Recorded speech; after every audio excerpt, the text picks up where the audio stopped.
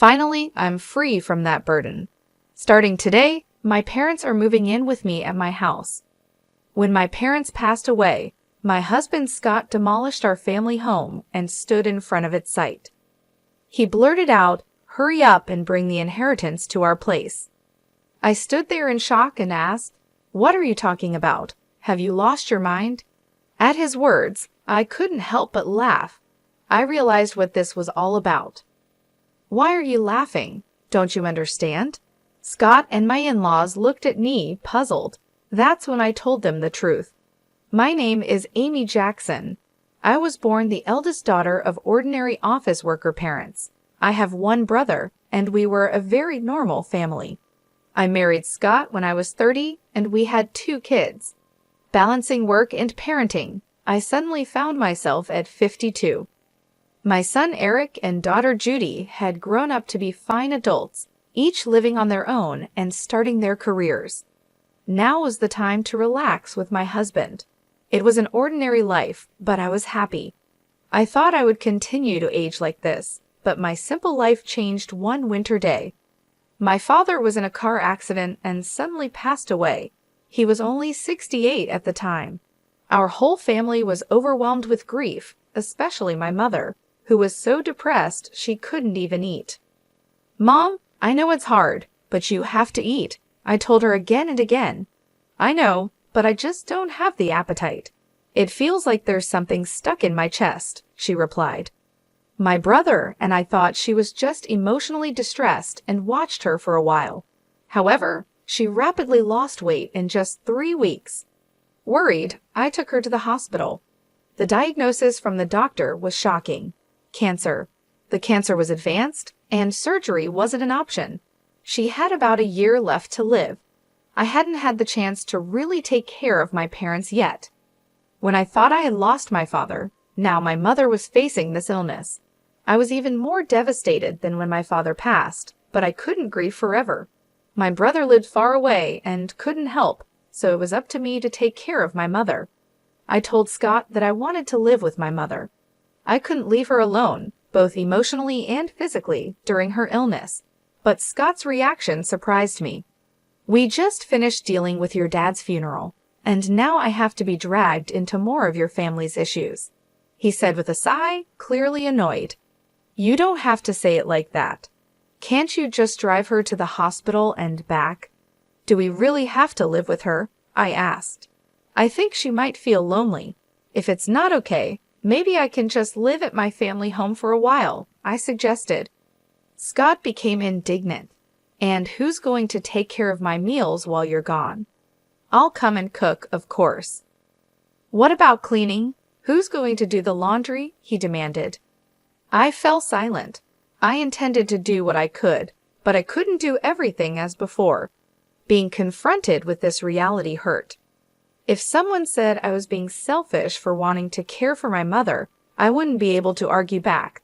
I'm sure my mother, being considerate, would say everything is fine as it is, but I really wanted to do something for my parents.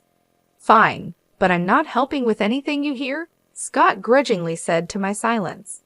His attitude was arrogant, but he had ultimately agreed. "I'm sorry and thank you," I said. Although I thought he was being awful, he had agreed to my wish. I suppressed my desire to argue back and thanked him. Despite the trouble, Scott and I started living with my mother at my family home. We had originally been living in a house provided by Scott's employer. Scott was an only child, and since his father really wanted us to live together, we didn't plan on buying our own home. We were going to eventually move in with Scott's parents. Living in the company housing was more convenient for work, and the rent was only about $1,000 a month, so it wasn't a big burden. But now that we've moved to my family home, we don't have to pay that anymore, and we have more space. I think living together wasn't all bad for Scott. True to his word, Scott didn't help with anything, but I'm glad I could live with my mother. She seemed energetic, but she often felt weak and spent a lot of time lying down during the day. I prepared her meals, fed her, and managed her medication. It would have been impossible for her to do all that alone. "I'm sorry, Amy. Thank you. It's a big help that you're here with me. I should thank Scott too. my mother said, expressing her gratitude many times. She was unaware of the harsh words Scott had said about living together, so she was grateful to him too. One evening, after my mother had gone to bed and Scott returned home, I brought up the subject of my mother's treatment while serving dinner. Scott glared at me and said, "I don't know what you want me to say. I told you I'm not helping with anything," refusing even to listen. I needed someone to vent to, someone to consult. All I wanted was for Scott to listen.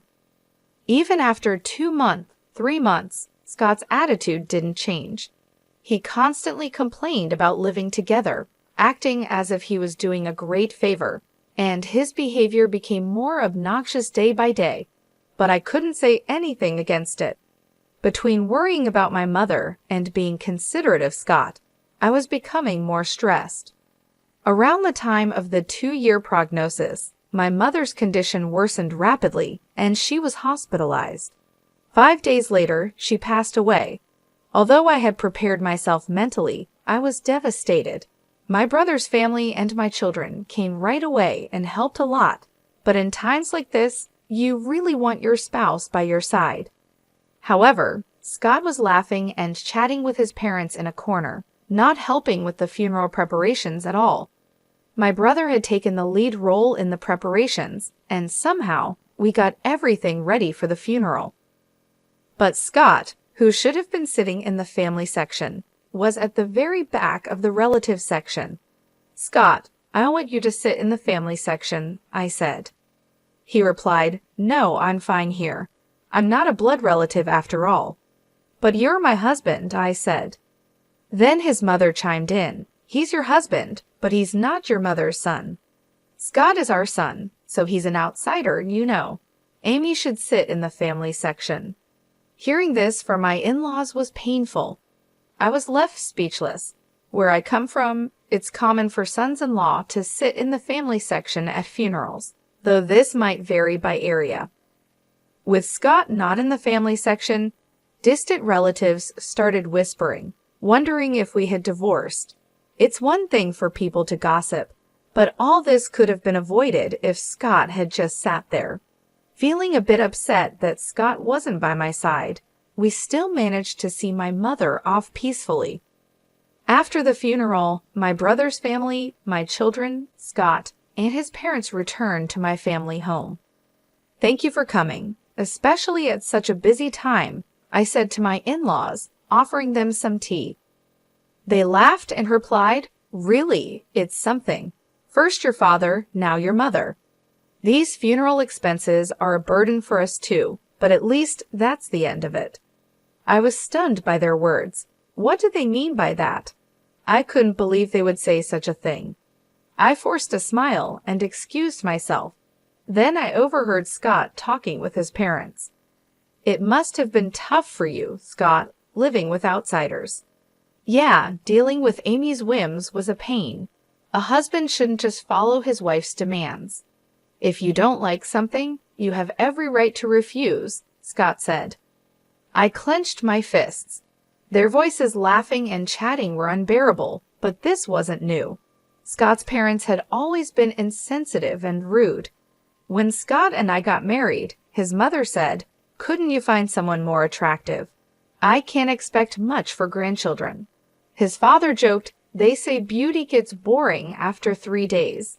With Amy, you won't get bored," and Scott just laughed. Reflecting back, neither Scott nor his parents had said a single comforting word to me, either at my father's funeral or after my mother's passing. Instead, they ridiculed me. I had felt sorry for imposing on Scott, but now I questioned his behavior as a person. I had been too concerned about Scott, while just wanting to do right by my mother. I realized I shouldn't have felt so guilty towards Scott, especially since he wasn't supportive. While I simmered in anger, Scott and his parents continued to laugh and chat in another room. If my brother's family and my kids had heard them, they would have been upset, but fortunately, they were in the kitchen. I was relieved to be the only one who heard Scott and his parents' conversation. Then my mother-in-law spoke up. "Amy," she called. "Yes, I replied, startled. Can I have this? She asked, holding my mother's purse. Confused, I stammered, oh well. Your mother won't be needing it anymore, right? Scott suggested I take it home. Maybe I'll just keep it, she said, holding up the purse and inspecting it. I couldn't believe her audacity, especially right after the funeral. I took the purse from her and said firmly, no, you can't. Her expression changed, not because of the purse, but because I, her daughter-in-law, stood up to her. Yet, I stood my ground. We're not ready to sort through my mother's belongings yet. We'll distribute her keepsakes among the family later. My mother-in-law turned red with anger. What do you mean? Are you saying I'm an outsider? You said earlier at the funeral that even Scott was an outsider to my mother. How come Scott is an outsider but your family isn't? I retorted. Hearing this, Scott and his father also turned red. What are you saying? Apologize to Mom. How disrespectful of a daughter-in-law to talk like that. Their commotion drew everyone from the other room. I didn't expect to be called an outsider after all the effort we put into attending the funeral. Let's go home, Dad, my mother-in-law shouted at me in front of everyone and stormed out of our house. For some reason, even Scott was angry and left with his parents. What happened? Did you really call your mother-in-law an outsider? Everyone asked me. Having heard only her side, taken out of context, it might have seemed like I was the one being harsh. But I explained the situation to everyone, and not a single person blamed me. Grandpa and Grandma should be more considerate of other people's feelings. That's just how Dad, Grandma, and Grandpa have always been. My children sided with me. But I still couldn't forgive those three. Scott hadn't come home for a while since that day, and I hadn't contacted him either. I didn't think I should be the one to apologize, and I wasn't sure if I could forgive him even if he did. But I knew things couldn't stay this way forever. Then one day, Scott came back. Welcome home, I greeted him, suppressing the anger that flared up at the sight of him. It's been tough, huh? His gruff words were an attempt at showing concern, and I was taken aback. Take the kids and go on a trip. It'll be a good change of scenery for you, he said, handing me travel vouchers. I was speechless. Instead, tears started to stream down my face.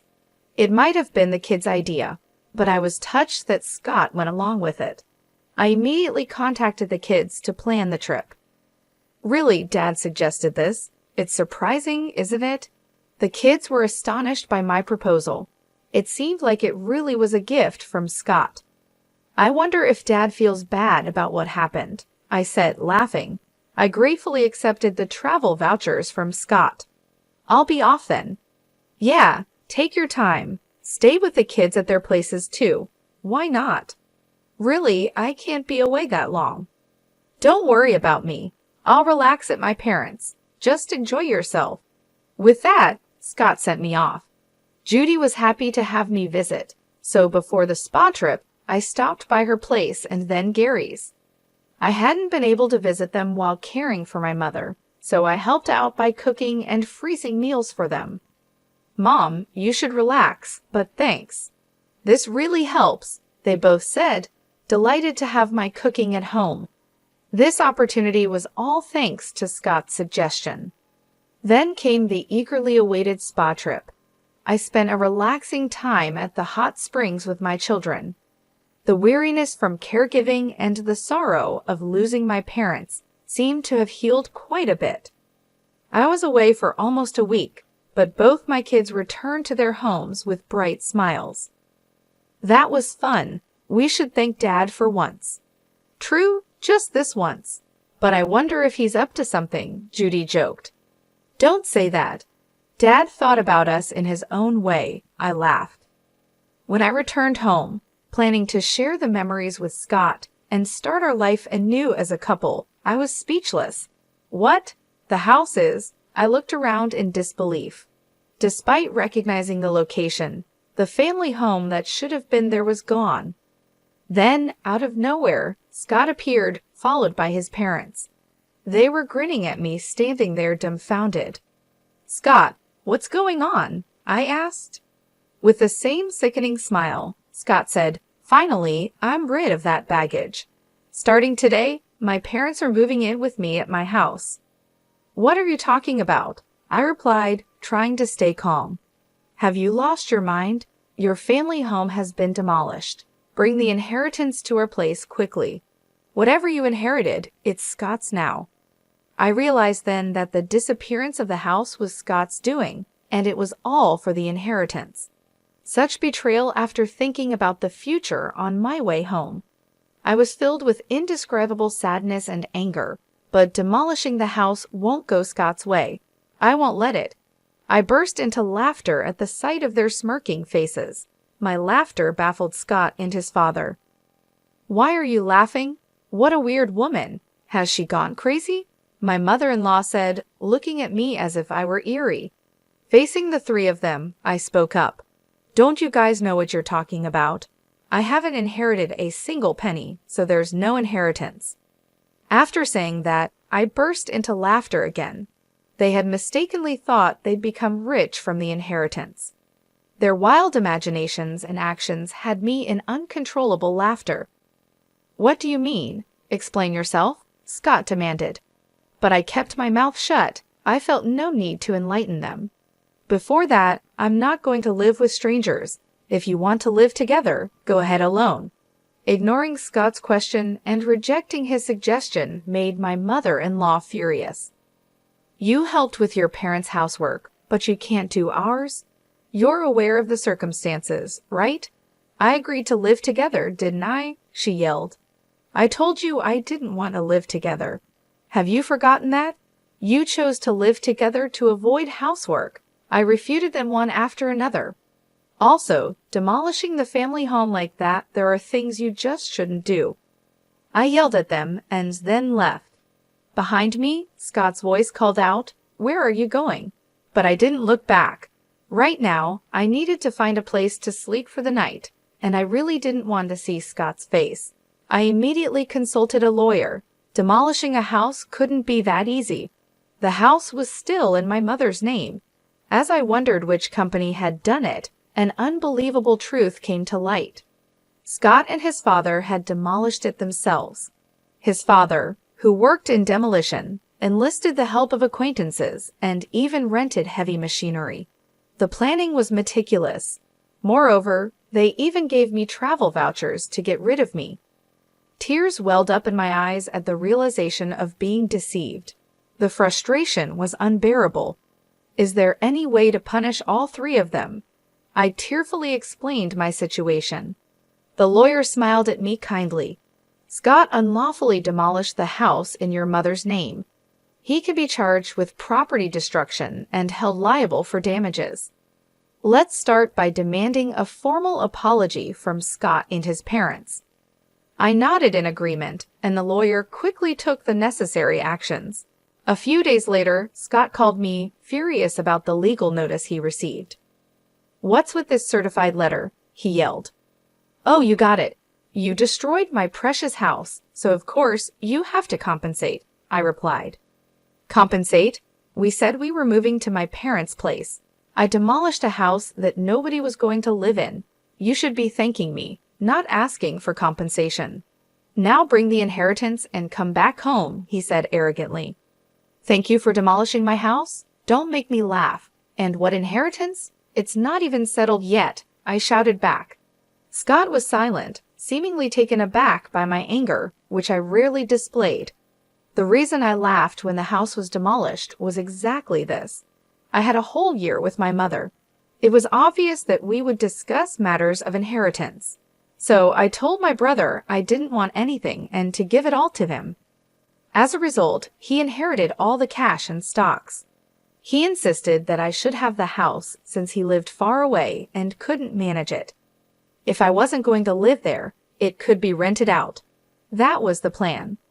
Either you and your father restore the house to its original state or pay the amount specified in the letter.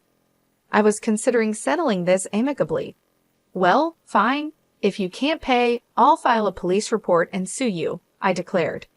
"I'm sorry. I didn't think you'd get so angry, Scott said, starting to make excuses. Of course, I'm angry. What do you expect? I snapped. Scott seemed to think that if my family home was gone, he wouldn't have to live with his parents. His father had always wanted to live together and had a fondness for Eric. Scott had refused to live together before, citing difficult commutes, but his parents thought I was the one against it. So he convinced them by demolishing my house and making it seem like I'd move in with them with the inheritance. But I couldn't forgive him after hearing such a thing. Please give me a break. I didn't mean any harm. Dad's sorry too. If he's truly sorry, then agree to the settlement, I said and hung up the phone. Scott kept calling and sending messages, apologizing. If you're sorry, just transfer the money, I pushed him away. I knew my childhood home couldn't be restored, but this was the only way I could deal with my unbearable feelings. I stayed at Judy's place. My brother's family and my children knew about the situation, although my brother must have been angry about our house being demolished without his consent. He said, I won't interfere, but I'll help in any way I can. Do what you think is best, Amy. Everyone condemned Scott's actions and supported me. A month passed without any compensation or alimony payment from Scott. During that time, there was no contact from him. I couldn't stay with Judy forever. I wanted to get the money as soon as possible to at least establish a living foundation. Contrary to my wishes, something unbelievable happened. It was revealed by Judy. This apron looks a lot like Grandma's, she said, showing me her smartphone screen. I was surprised when I saw it. It was a listing on a flea market app. The apron Judy mentioned, similar to my mother's, was a unique one I had made for her. What? This is Grandma's apron. I made it, so I'm sure, I said. Judy quickly checked other listings.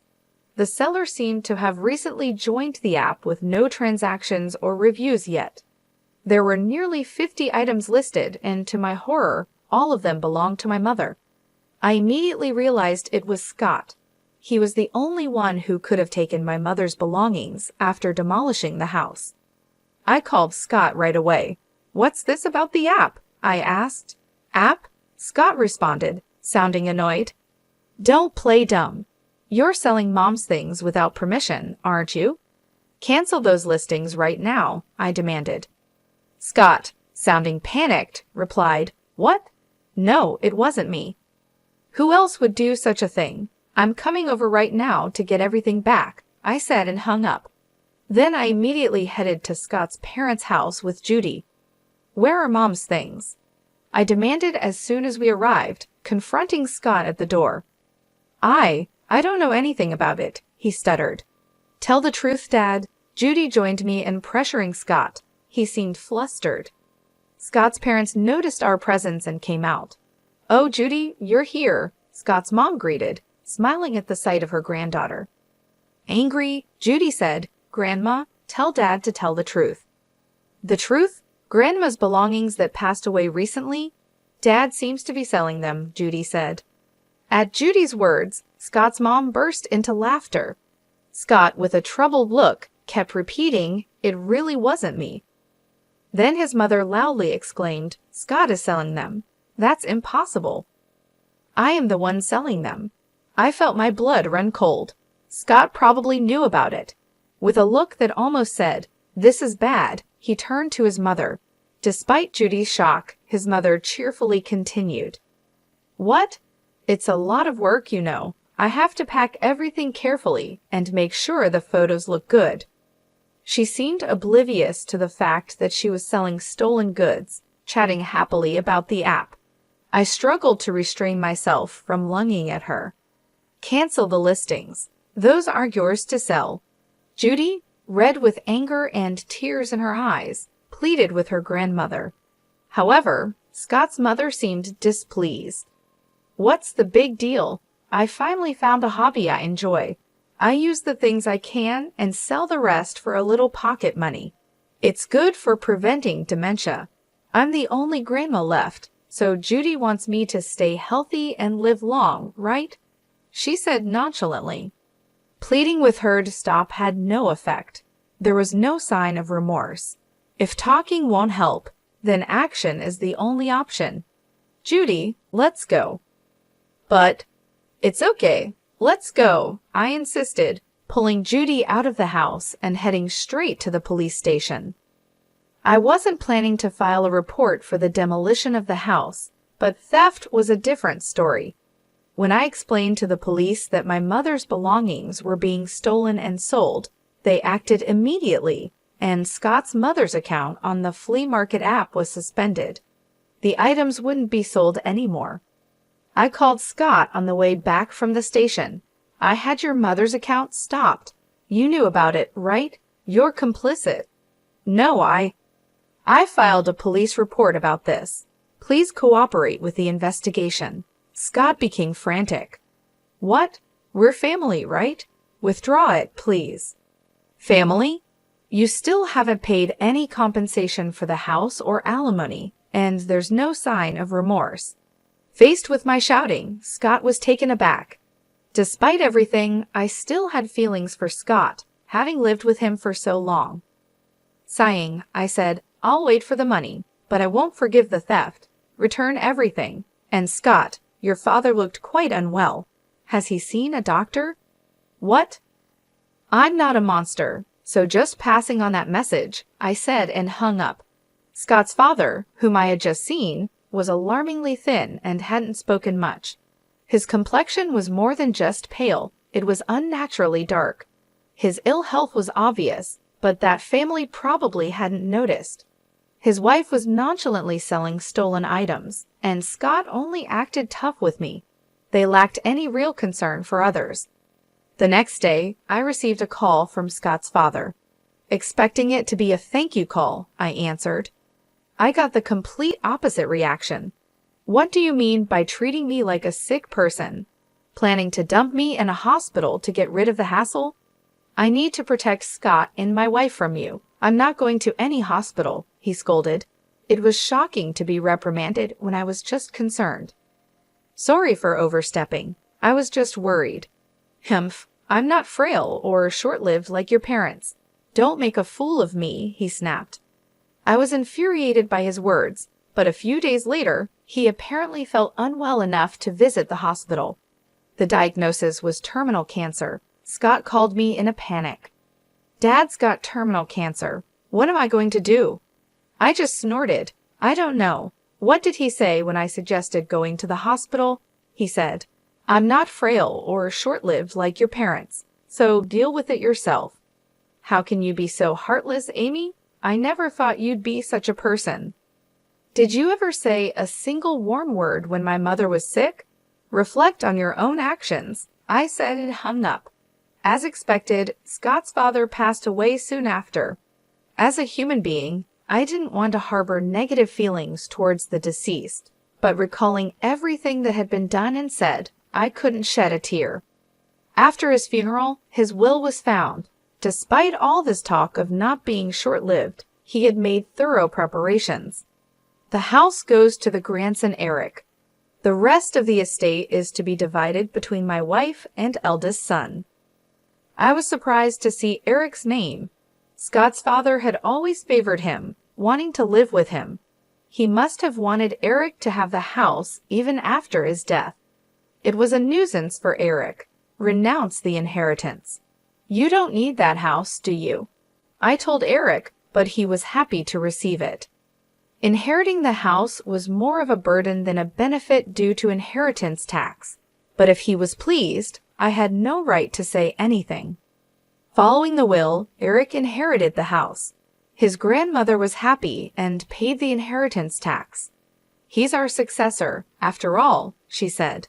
While that's not wrong, I felt a bit sad as if Eric had been taken from me. Then something unbelievable happened next. Come over to our house. Scott's call prompted me to head straight to his parents' house. When I arrived, I saw Scott's mother and Scott himself standing in front of their house, stunned. Just like I once had been, the site was filled with heavy machinery and trucks labeled with demolition company names. Workers were tearing down their house right before our eyes. What's going on? It's my house. I can do what I want with it, Eric said, appearing from somewhere, looking satisfied as he watched the demolition. Eric, what are you doing? Stop this right now, Scott shouted. Stopping it now won't make it livable anyway, Eric replied. What have you done? Scott's mother and Scott were begging Eric, but Eric just laughed. Did you forget what Grandpa and Dad did to Mom? Grandma, you were awful to Mom too, right? Did you apologize? Eric's smile turned into a sharp glare at Scott's mother and Scott. They fell to their knees as the heavy machinery continued to noisily dismantle their house. I finally felt relieved seeing this scene. Later, Scott finally paid the damages and compensation from the inherited assets. The stolen items that Scott's mother took from my mother were retrieved by Eric and safely returned to me. You always have me and Judy, Eric said, and I finally shed tears of relief. Scott's mother and Scott, having lost their house and left with no money, were now living in a company house again. Scott and I had moved out of the company house, but now Scott and his mother had to return, becoming the subject of rumors. I explained the whole truth to Scott's colleague's wife, who we were on good terms with. Scott and his mother will likely have a hard life in the company housing, but it's their own doing. After Scott's retirement, they'll be forced to save up for a new place to live. I sometimes think about asking my friend how Scott and his mother are living now, just to have something to talk about. After that, I continued to stay at Judy's house. Then Eric got engaged to be married. He was planning to build a house. The land of the former family home sold for a decent amount, and I was glad to see that even that house served a purpose. Mom, come live with us, Eric offered. His fiancée welcomed me warmly. Since I couldn't keep relying on Judy, who lived alone, indefinitely, I decided to take Eric up on his offer. I am thinking of living happily with my new family, determined not to become a mother-in-law like my own mother-in-law.